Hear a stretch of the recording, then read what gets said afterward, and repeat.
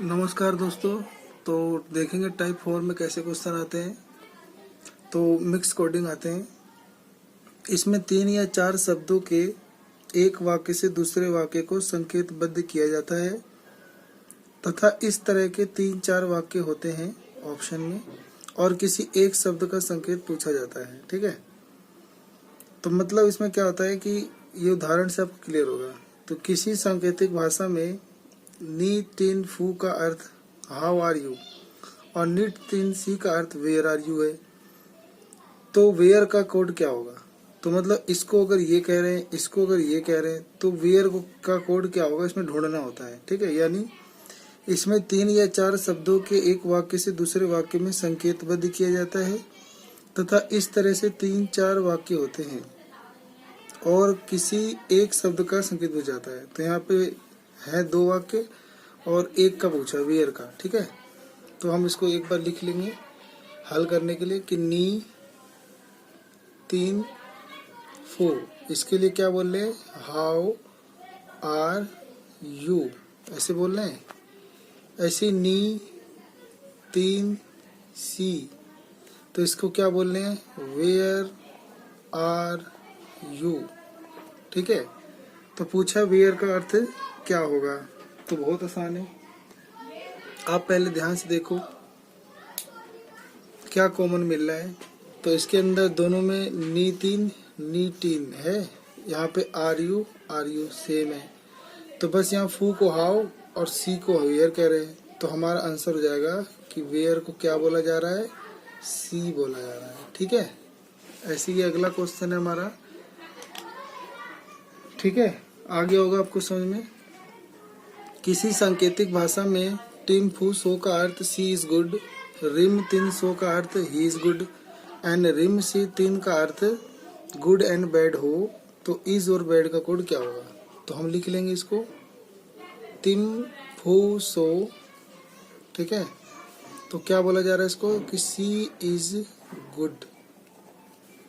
ऐसे ही rim tin सो क्या बोला जा रहा है इसको कि ही इज बैड, ये बोला जा रहा है। फिर पूछा है रिम सी तिम, इसको क्या बोला जा रहा है कि गुड एंड बैड। तो हमें इज का और बैड का पता लगाना है। ठीक है, तो इसको हम कैसे ढूंढेंगे, तो ढूंढने की कोशिश करते हैं। देखो इन दोनों में कोई वर्ड सेम है, इसमें तो यहाँ पे इज और इज सेम है।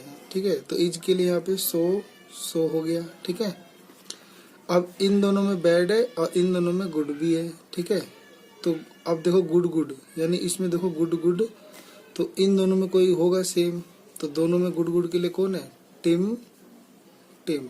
ठीक है, तो गुड के लिए क्या मिला हमें, टिम।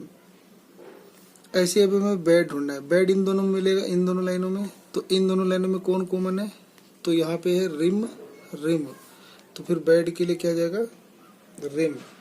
तो आपका उत्तर क्या हो जाएगा, तो इज के लिए क्या उत्तर हो जाएगा, इज के लिए हो जाएगा सो। तो यानी इज का आंसर हो जाएगा सो और बैड का आंसर हो जाएगा रिम। ठीक है, RIM रिम, ये हमारा आंसर होगा। ठीक है, एक 5वां टाइप का क्वेश्चन होता है। इसमें लिखा है कि किसी खास कोड में SOLE सोल को ये डॉलर का निशान है। ठीक है, $5 हैश और डाइम को 3% 7 हैश लिखते हैं, तो उस कोड में मोडस को कैसे लिखा जाएगा?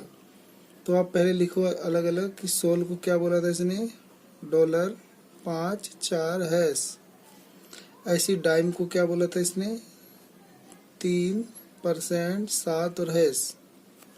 तो उसी कोड में पूछा है मोड्स को। ठीक है, मोड्स को देखो दोनों में ई कॉमन है और दोनों का सिंबल है हैश, बाकी और कुछ नहीं मिल रहा है।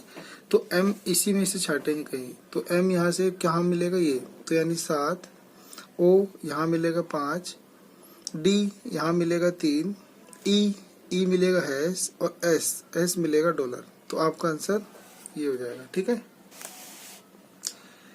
लिखा है उदाहरण कि एक खास कोड में सेड को हैश परसेंटेज 3.5 के रूप में लिखा जाता है और रेड को @65 के रूप में लिखा जाता है, तो इस कोड में राइस को कैसे लिखा जाएगा? तो इसको आप भी लिखो SAID। सेड को क्या लिखना है? Hash percentage 3.5। और रेड को क्या लिखना है?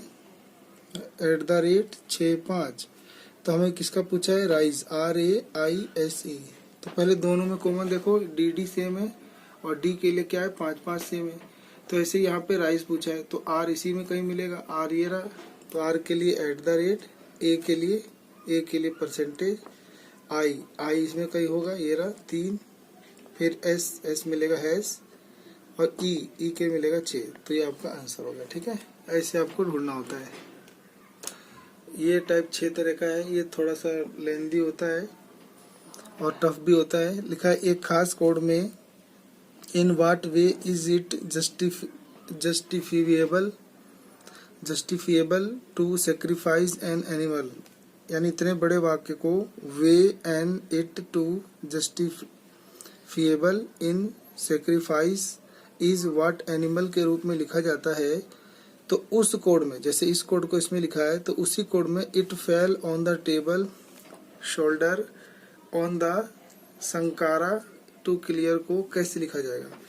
तो इसको पहले हम एक बार यहाँ लिख लेंगे। In what way is it justifiable to sacrifice is what animal, ठीक है, सॉरी, sacrifice an animal। तो इसको क्या लिखा है इन्होंने? इसको लिखा है way and it to justifiable, ठीक है, जस्टिफिएबल इज इन सेक्रीफाइस, ठीक है, सेक्रीफाइस इज व्हाट एनिमल।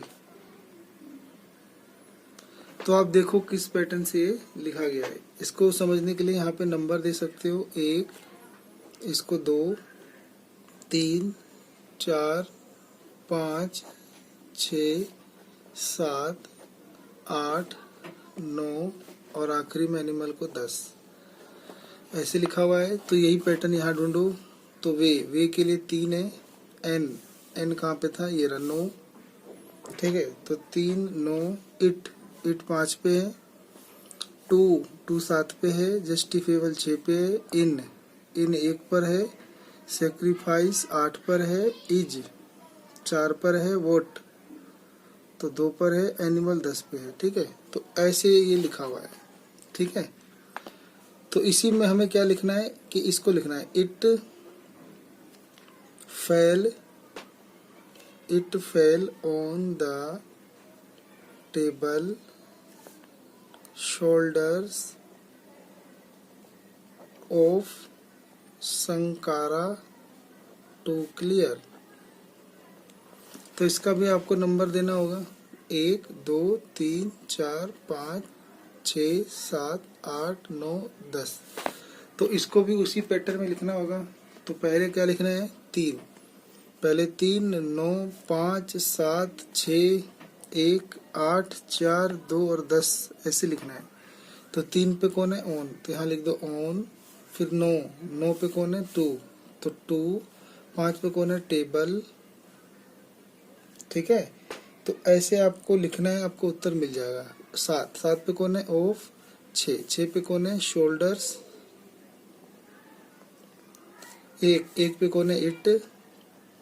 8 पे कौन है? तो संकारा। 4 पे कौन है? द। 2 पे कौन है? फेल।